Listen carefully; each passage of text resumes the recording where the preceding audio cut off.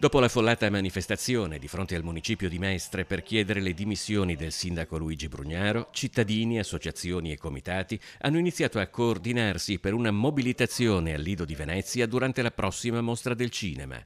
La vetrina del festival offrirebbe alla protesta una visibilità internazionale persino superiore a quella di cui gode qualsiasi cosa accada a Venezia e, secondo il consigliere comunale d'opposizione Giovanni Andrea Martini, ben si sposerebbe a mostrare in quale film spazzatura sia stata trascinata la città di Venezia. Martini definisce infatti l'ultimo consiglio comunale una farsa dal copione logoro, quello dell'accusato innocente, l'eterno perseguitato da una giustizia ingiusta, applaudito dalla clac di consiglieri e assessori.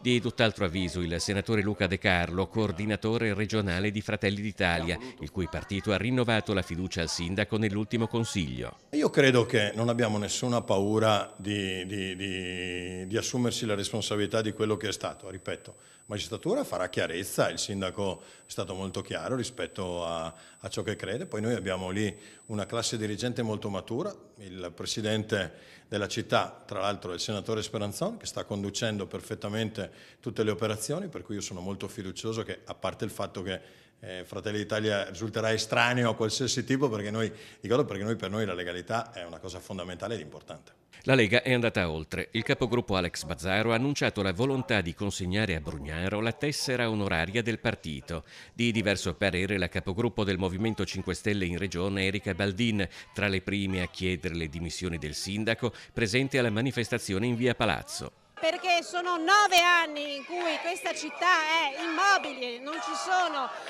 i servizi pubblici per i cittadini vengono calpestati ogni giorno e questi conflitti di interessi continui, giornalieri, hanno devastato l'immagine di questa città. Quindi è arrivato il momento di dire a Brugnaro e alla sua giunta di dimettersi, di andare a casa.